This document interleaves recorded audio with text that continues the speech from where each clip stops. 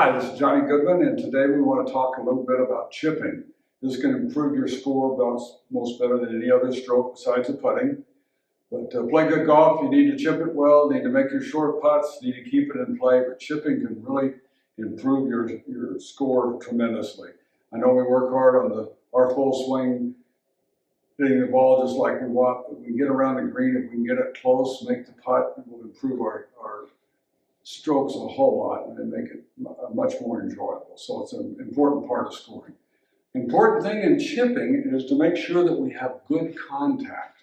And most of the times I see people that miss chipping is because they hit behind it, they scull it. Most of the time it's because they're trying to hit up on the ball to get it up in the air.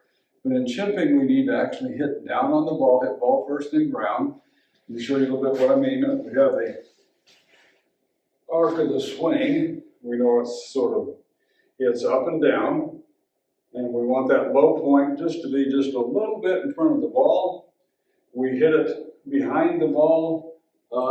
It doesn't go very well. And the other thing we need to control is how deep we make this arc go down. We don't want it above. We just want to make it the same level every time so we have good contact. And the way we do that is with a good setup.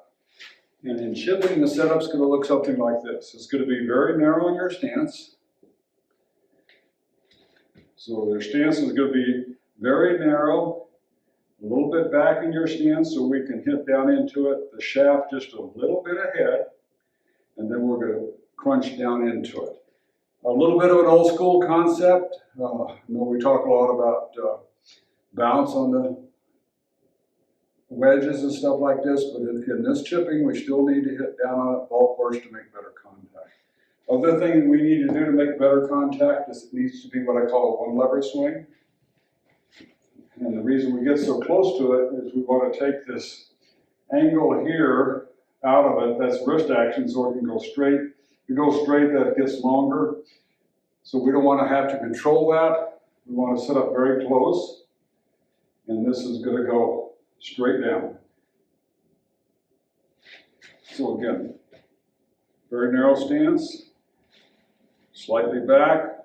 We're setting up to us, our nose would be right here, and our shaft to be even with that, so it allows us to swing back and hit down on it.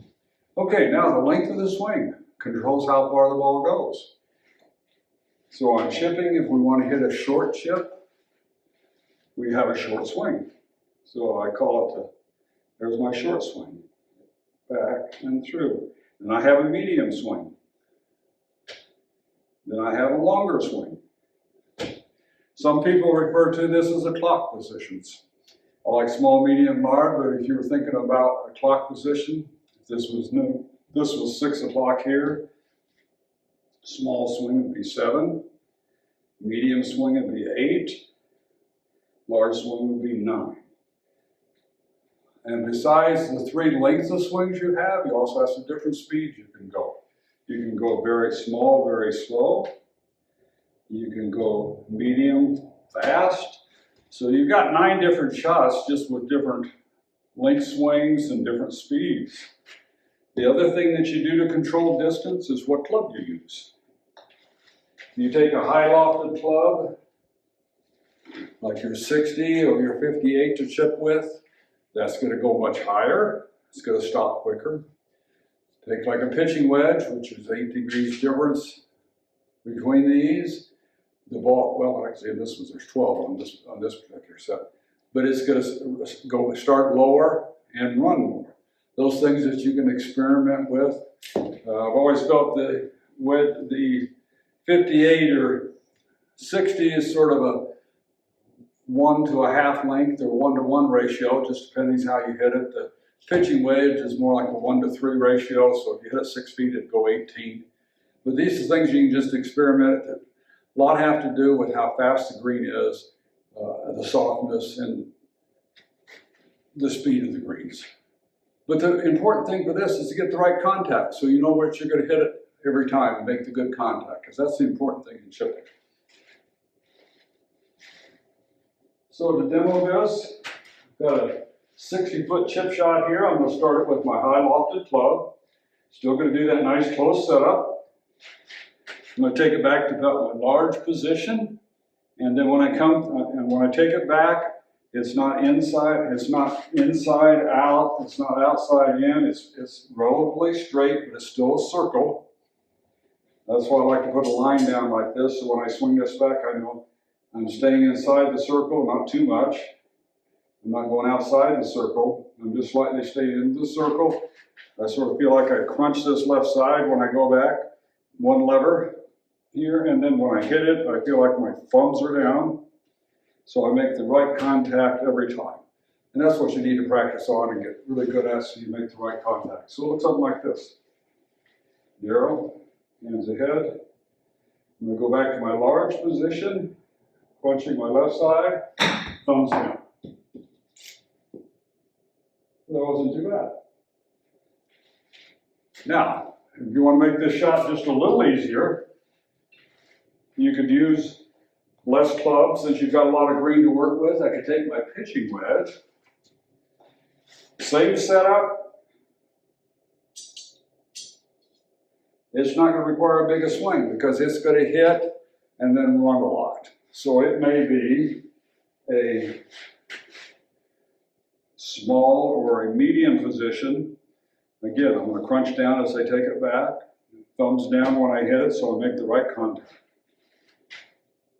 And I'm going to stay relatively straight back and straight through. It's still slightly inside, still slightly a circle. Again, the biggest error I see people get back, try to hit it up in the air and it starts out to the right. And then they try to close the face to make it straight. But we just do the path right. With that one lever motion, it's going to start straight. So again, hands up, hands slightly ahead. I'm going to crunch that left side, medium, thumbs down. We got that pretty straight. So it's just a couple of different options that you can do for chipping. You can get out and practice this. I like to always put an alignment rod like this down so it lets me really see my path and direction I'm going. Another old school idea is people take a 2x4, just set it down here, put your ball pretty close to it, like this, and then when you can just take swings, you'll know that you'll come in and just right, and you'll come right back in. You won't ever hit the board if you hit it correctly. So it just takes some practice and time doing it. Real keys is that setup. Next key is under the one lever motion, taking it back, crunching that left side, and when you come through, it's thumbs down so you don't get real wristy on the thing. So practice those things. I know it'll improve your score a lot, and you'll be much happier with some of the lower scores that you're shooting. Good. Look forward to seeing you the next time.